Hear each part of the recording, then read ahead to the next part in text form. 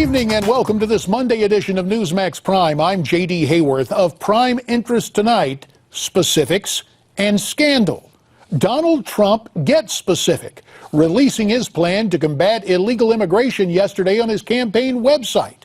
Trump says illegal aliens have to go. More on that later. But first, Hillary Clinton's email scandal turns up the heat on the Democrat frontrunner, as the number of emails sent or received on her personal server are deemed to be at least 60 classified documents, with the final number expected to be in the hundreds when this investigation is wrapped up. Mrs. Clinton was in Iowa this weekend and was asked about the scandal. And as expected, she continued to deny any wrongdoing. I never sent classified material on my email, and I never received any that was marked classified. So I'm going to let whatever this inquiry is go forward, and we'll await the outcome of it. The State Department has confirmed what I just said to you, but I do think that if you look at the Republicans in Congress, the ones running for president, there is an unfortunate tendency to try to make partisan a tragedy in Benghazi, which I just fundamentally disagree with. I don't think it's right, and I will not participate in it. So we'll see how this all plays out. Okay, we will see how it plays out. Joined here on the anchor desk by Miranda Kahn. And for more on the story, we're joined from Newsmax New York by Ed Klein. Ed is the author of Blood Feud, The Clintons versus the Obamas.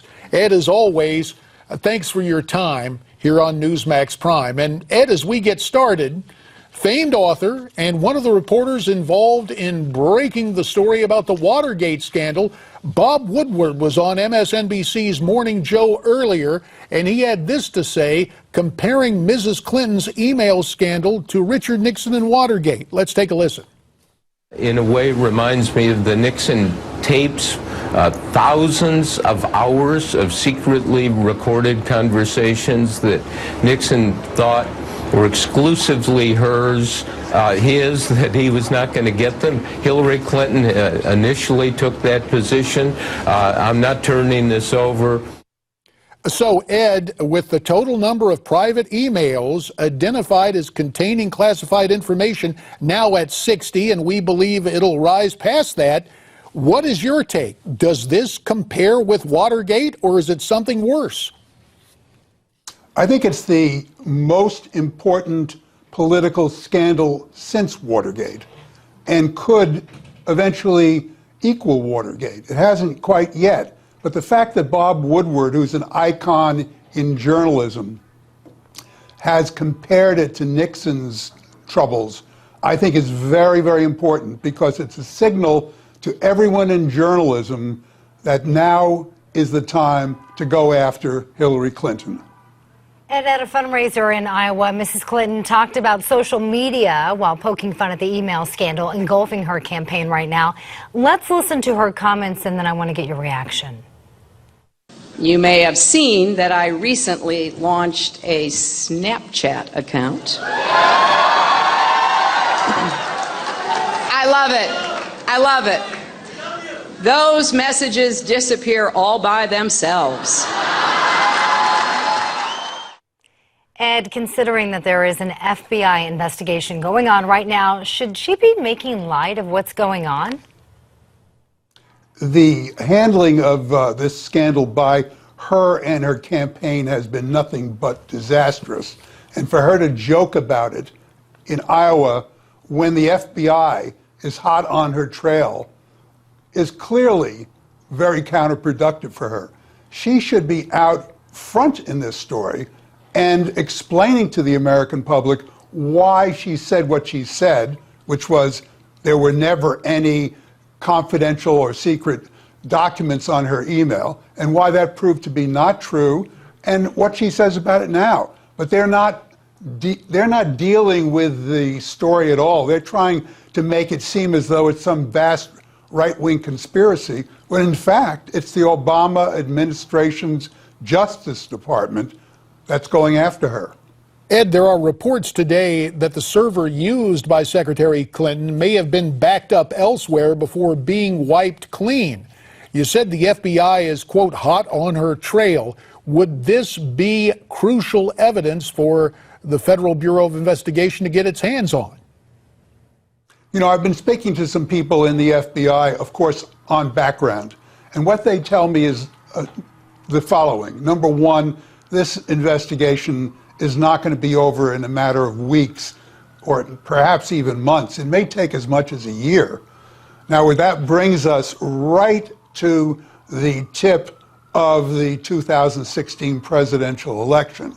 And number two, the FBI, as you know, is masters at reconstructing computers that have been wiped clean, because it's very hard to wipe a computer clean. And of course, there are always these possibilities, as you just said, that there are backup computers. And I'm sure before this is over, we're going to be seeing a lot of her so-called personal emails.